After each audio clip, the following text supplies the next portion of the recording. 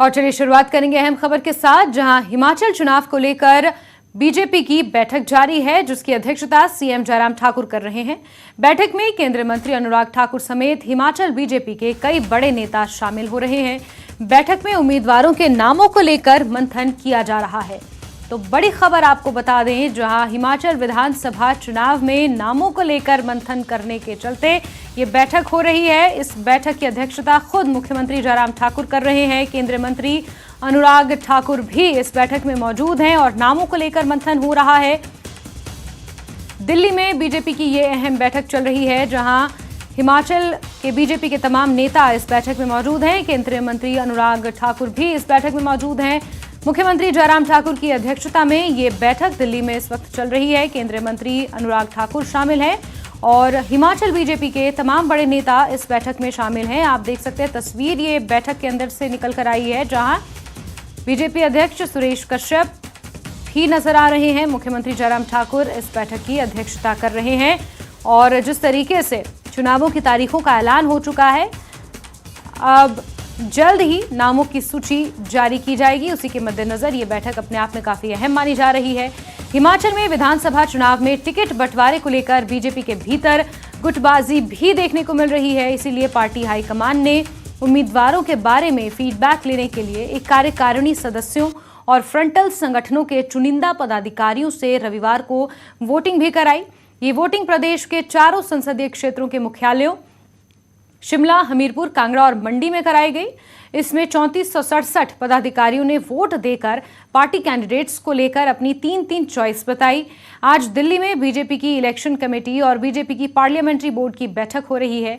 उम्मीद की जा रही है कि 18 अक्टूबर को बीजेपी उम्मीदवारों की अपनी पहली लिस्ट जारी कर देगी।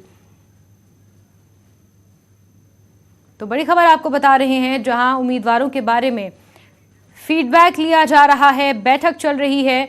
वहीं धर्मशाला में बीजेपी पार्टी हाईकमान के आदेशों की सरेआम धज्जियां उड़ती हुई भी नजर आई।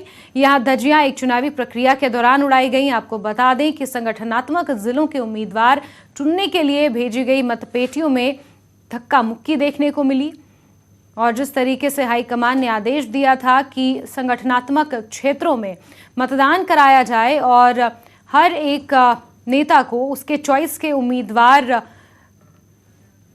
के पक्ष में वोट करने के लिए कहा गया था, और फिर जब संगठनात्मक जिलों से जब ये पेटियां पहुंची तो फिर वहां धक्का मुक्की भी देखने को मिली। और बैठक अब दिल्ली में चल रही है, नामों को लेकर मंथन चल रहा है। सीधे रुख करेंगे हमारे सहयोगी रवि मिश्रा का, दिल्ली से वो हमारे साथ लाइव जुड़ चुके हैं। रवि, ये बैठक शुरू हो चुकी है, बीजेपी हिमाचल के तमाम नेता वहां मौजूद हैं, मुख्यमंत्री जयराम ठाकुर खुद इस बैठक की अध्यक्षता कर रहे हैं। कब तक हम उम्मीद करें कि सूची आ जाएगी? रवि।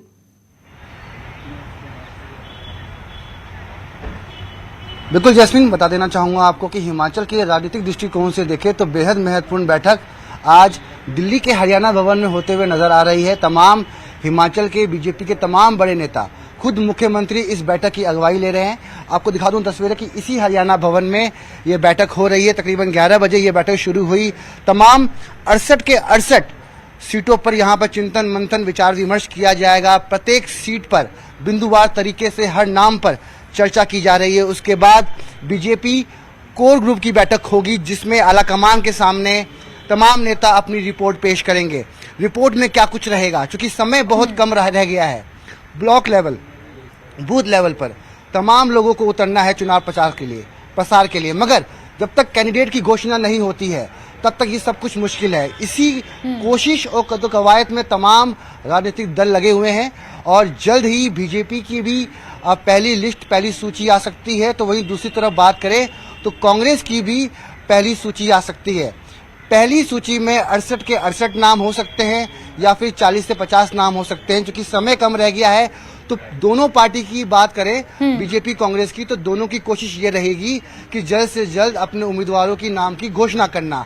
आज इस बैठक में मुख्यमंत्री जयराम ठाकुर मौजूद हैं, बात करें अनुराग ठाकुर मौजूद हैं, प्रभारी अविनाश राय खन्ना मौजूद है, सुरेश कश्यप जो कि प्रदेश अध्यक्ष है वो मौजूद है।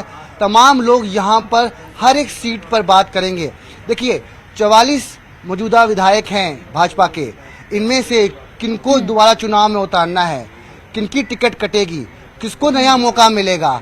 जो लोग कांग्रेस से भाजपा में शामिल हुए हैं, जिन्होंने हाल फिलहाल ही भाजपा का दामन थामा है, उनको किस तरीके से एडजस्ट किया जाएगा, ये सारी जिम्मेदारी पार्टी के शीर्ष नेताओं के कंधों पर है और चुनाव से पहले ही इसको दुरुस्त करना इनकी जिम्मेदारी है।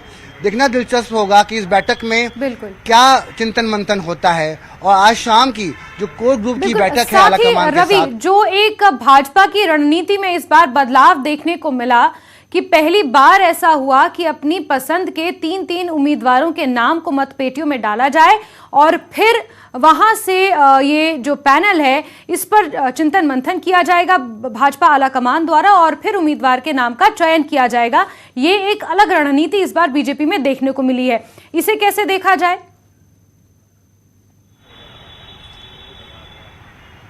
बिल्कुल, देखिए ये अलग वे ऑफ वर्किंग का स्टाइल आप देख सकते हैं कि बीजेपी में इस बार देखने को मिला है।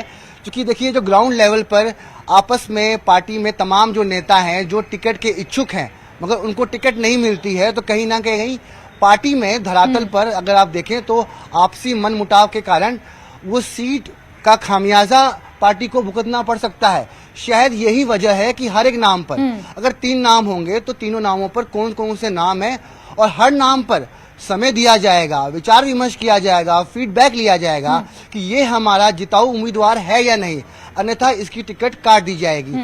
जो जिताऊ उम्मीदवार होगा उसी को टिकट देने की प्राथमिकता हर पार्टी की होती है और यही यहाँ पर भी देखने को मिल रही है कि हर पार्टी की ये प्राथमिकता है कि जो उनका विनिंग कैंडिडेट होगा उसको ही चुनावी मैदान में उतारा जाए। अब 12 नवंबर को चुनाव होने हैं, 8 दिसंबर को इसके परिणाम आने हैं, किस तरीके से सब कुछ होगा। क्योंकि देखा जाए तो हर बार की तरह इस बार भी हर चुनाव में समाज की हर जाति वर्ग व्यक्ति विशेष का समावेश देखने को मिलता है। जनता जनार्दन चुनती है कि किसकी सरकार बनती है। देखना दिलचस्प होगा कि इस बार हिमाचल चुनाव में क्या कुछ रहने वाला है। जी जैस्मिन। बिल्कुल रवि, ये जो बीजेपी की बैठक हो रही है अपने आप में काफी अहम मानी जा रही है क्योंकि इसके बाद ही बीजेपी अपनी पहली सूची जारी करेगी। नजर आप बना के रखिए, दोबारा जुड़ेंगे, जानकारी आपसे लेंगे। फिलहाल के लिए बहुत शुक्रिया रवि।